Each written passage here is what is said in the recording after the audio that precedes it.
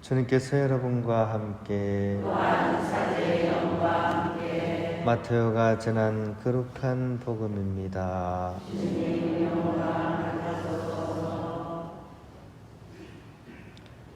그때 예수님께서 제자들에게 이런 비유를 들어 말씀하셨다. 하늘나라는 저마다 등을 들고 신랑을 맞으러 나간 10처녀에 비길 수 있을 것이다. 그 가운데 5은 어리석고 5은 슬기로웠다. 어리석은 처녀들은 등은 가지고 있었지만 기름은 가지고 있지 않았다. 그러나 슬기로운 처녀들은 등과 함께 기름도 그릇에 담아 가지고 있었다. 신랑이 늦어지자 처녀들은 모두 졸다가 잠이 들었다. 그런데 한밤중에 외치는 소리가 났다. 신랑이 온다. 신랑을 맞으러 나가라. 그러자 처녀들이 모두 일어나 저마다 등을 챙기는데 어리석은 처녀들이 슬기로운 처녀들에게 우리 등이 꺼져가니 너희 기름을 나누어 다오 하고 청하였다. 그러나 슬기로운 처녀들은 안 된다. 우리도 너희도 모자랄 터이니 차라리 상인들에게 가서 사라 하고 대답하였다. 그들이 기름을 사러 간 사이에 신랑이 왔다. 준비하고 있던 처녀들은 신랑과 함께 혼인잔치에 들어가고 문은 닫혔다. 나중에 나머지 처녀들이 와서 주인님, 주인님, 문을 열어주십시오 하고 청하였지만 그는 내가 진실로 너희에게 말한다. 나는 너희를 알지 못한다 하고 대답하였다. 그러니 깨어있어라. 너희가 그날과 그 시간을 모르기 때문이다. 주님의 말씀입니다. 평안을 빕니다. 요즘 들어서 계속 깨어있으라는 말씀을 가지고 여러 가지 비유를 통해서 이렇게 깨어있으라 하는 그런 사실에 대해서 이렇게 강조를 하고 계신 것 같습니다. 오늘은 이제 신랑을 기다리는 10처녀의 비유를 통해서 바로 깨어있음을 얘기하고 있습니다. 신랑은 당연히 그리스도를 얘기하는 거겠죠, 그죠? 예수님을 얘기할 겁니다. 10처녀는요, 10명의 처녀는 바로 그리스도교 공동체의 그런 모든 신자들을 얘기하는 거겠죠, 그죠? 내가 처녀도 아닌데 무슨 이 얘기가 아니고, 그죠? 그리스도를 기다리는 모든 교인들이 어떻게 보면 이제 신랑을 기다리는 세대기라고 보면 되겠죠, 그죠? 특히 슬기로운 처녀들은 아주 충실한 그런 신앙인들을 얘기하는 걸 거고, 좀 이렇게 게으르고 어리석은 그런 처녀들은 좀 마음이 딴 데가 있는 사람, 좀 그렇게 생각하면 되겠죠, 그죠? 각자 사정이 있겠죠. 그렇지만 어쨌든 좀 불성실한 그런 교인들을 얘기한다고 이렇게 생각하면 될 것 같습니다. 그런데 이 슬기로운 처녀나 안 그러면 좀 미련한 처녀들이나 평소에는 사실 별 차이가 안 드러나죠. 평소에는 이 차이가 별로 안 드러났습니다. 사는 모습도 비슷했던 것 같습니다. 그런데 결정적으로 신랑이 왔을 때 비로소 이 사람들의 어떤 본 모습이, 그죠? 내면의 모습이 이제 드러나는 거죠.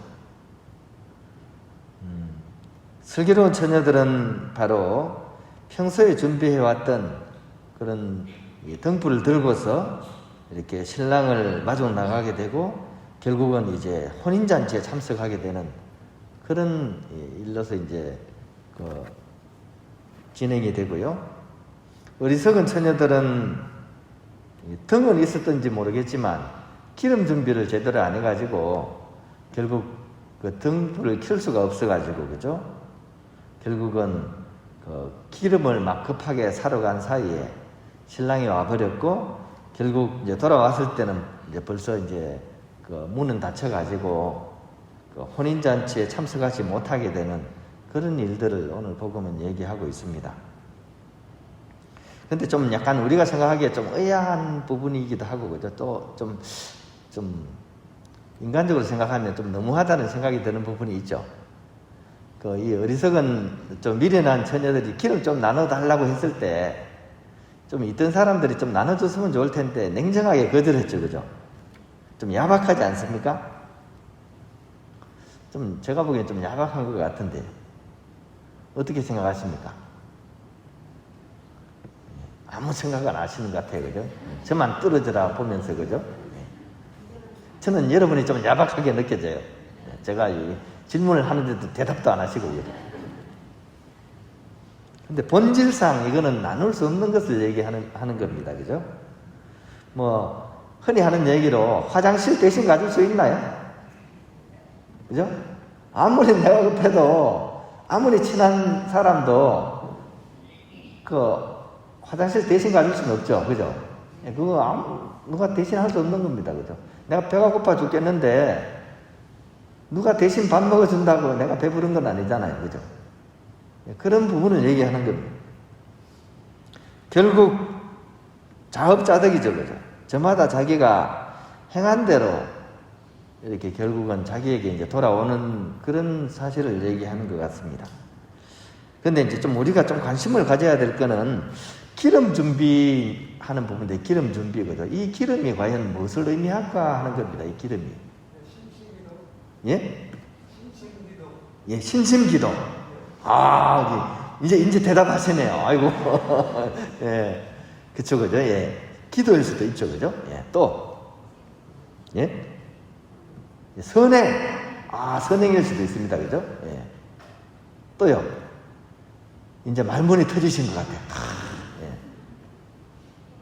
예. 너무 짧게 얘기하셔가지고 제가 안 들립니다. 저는 요 기름을 생각하면서 그 생각이 났어요. 최후의 심판. 최후의 심판 때 예수님께서, 그죠? 이렇게 당신 앞에 온 사람들을 탁 모아놓고 오른쪽 왼쪽을 이렇게 갈라놓고 말씀하시잖아요. 그죠? 저희가 언제 주님께 이런 얘기 나오잖아요. 그죠? 너희들은 내가 배고플 때 먹을 것을 주었고, 목마를 때 마실 것을 주었고, 헐벗었을 때 입을 것을 주었고.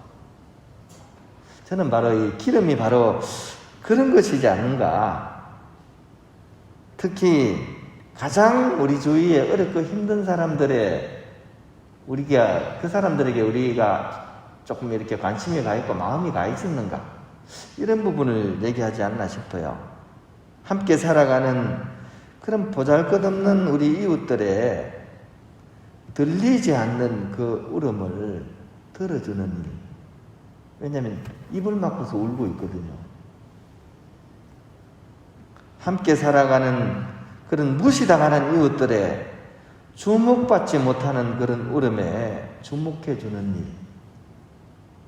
아무도 그쪽은 보지 않거든요. 함께 살아가는 고통 중인 그런 이웃들의 그 누군가의 아픔에 깊이 공감하는 일. 이런 것이 바로 기름이지 않을까. 우리 삶의 등불을 밝히는 기름이지 않을까.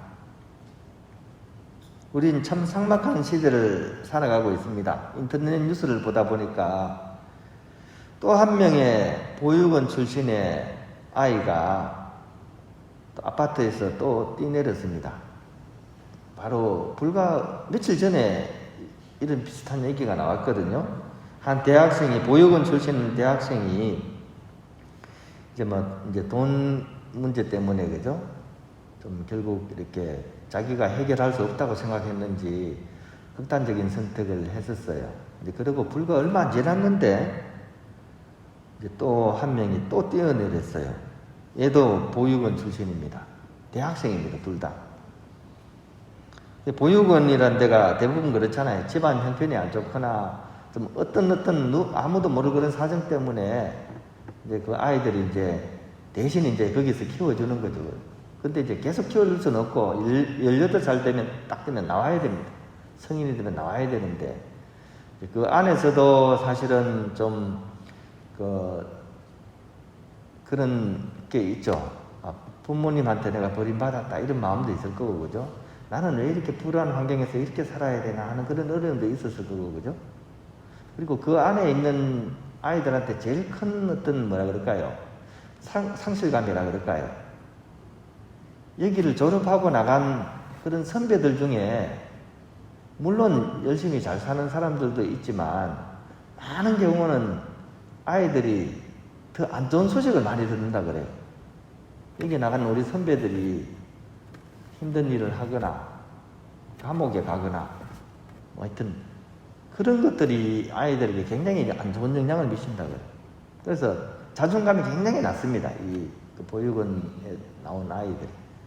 그래서 저항력이 좀 약해요. 그래서 이번에 이제 이렇게 한 아이도 사실은 집에 이제 18살이 돼가지고 이제 돌아왔는데 또 집에는 또 장애 있는 아버지가 있고 오히려 자기가 이제 돌봐줘야 되는 그런 상황이고 그런 상황이니까 앞으로 살아갈 일도 막막하고 하다 보니까 이제 좀 그렇게 극단적인 선택을 한 것 같아요. 쪽지 하나 남겼습니다. 삶이 너무 고단하다. 최근 친구의 죽음으로 큰 충격을 받았다. 가족과 친구들한테 미안하다. 이렇게 조그만 쪽지 하나 써놓고 19살 그 꽃다운 나이의 여자애가 아파트 옥상에서 뛰내린 겁니다.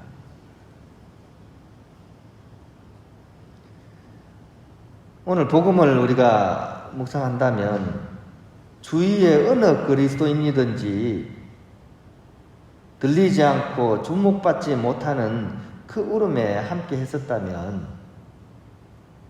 그래도 좀 이렇게 이런 극단적인 상황까지는 가지 않았을까 하는 그런 안타까움이 또한 이렇게 느껴지는 그런 사건입니다. 우리가 만약 그렇게 했었다면 주님께서 얼마나 기뻐하셨을까 하는 생각도 동시에 해봅니다. 네가 나에게 이렇게 환한 등불을 켜주다니 이렇게 말씀하시지 않으실까요? 예, 오늘 복음을 그냥 지나가는 이야기의 하나로서 이렇게 한 귀로 듣고 한 귀로 흘릴 것이 아니라 제가 좀 전에 말씀드린 것처럼 우리 주위에 귀를 기울이면 들릴 수 있는 그런 울음들이 있습니다. 근데 내 살기 바쁘다고 내 앞길만 본다고 그렇게 살아가지 말고 주위에 우리가 들어야 될 그 울음소리에 귀를 기울이는 그것이야말로 우리 인생의 등불을 밝히는 기름이라는 사실 우리가 꼭 기억했으면 좋겠습니다.